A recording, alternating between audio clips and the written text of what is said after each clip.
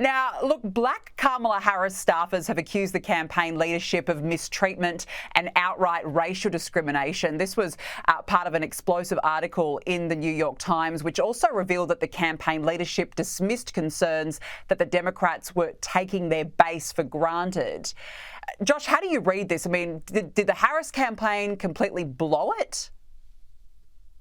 Well, they blew it for multiple reasons, but my takeaway from this election is that it was not that Joe Biden was to blame for their loss. It was not that Kamala Harris was to blame for the loss. Rather, I think that the Democratic Party, as an institution, is really what is to blame for the fact that Democrats lost this election. And what I mean by that is because, as we were just saying, they put themselves in a position of their own volition, of their own free will, where they became the party of this very loud, very vocal, but ultimately tiny and statistically insignificant portion of the broader American electorate. They backed themselves into a corner because their consultants, the people on the campaigns, they have all these stupid young millennials with their college degrees, and they're saying, "Oh, all the rage these days is that you can be a woman if you're a man if you want to. All the rage these days is compassion for illegal aliens. Don't worry about the drugs, the fentanyl trafficking in here."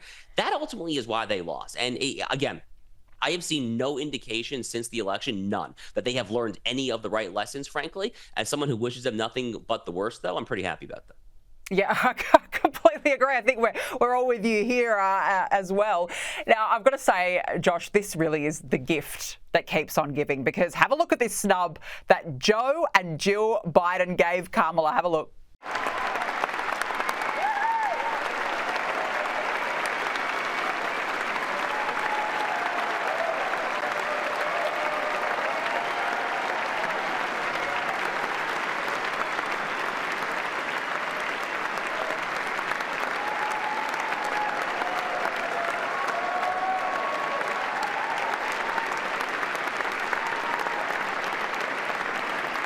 Oh, Josh, they can't even look at her. They can't even look. You can see that there's tension there.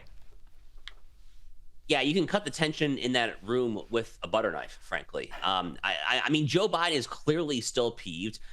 I actually blame him. I don't think Joe Biden's a particularly good person. I think he's been a bad person, actually, for basically his entire political career, going back at least as far as his tag teaming with Ted Kennedy to Robert Bork during the 1987 U.S. Supreme Court confirmation fight.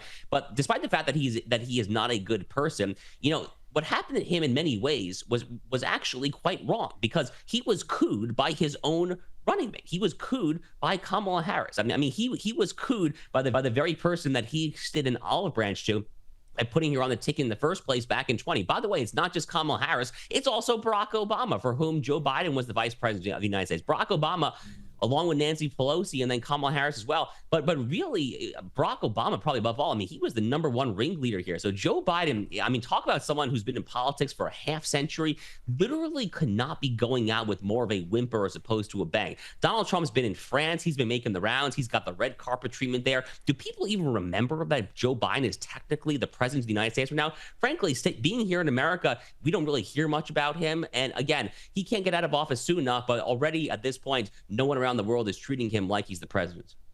Yeah, he's almost the forgotten president. I've got to say, though, January 20 can't come soon enough. Josh Hammer, great to have you on. Thanks for joining me. Thank you so much.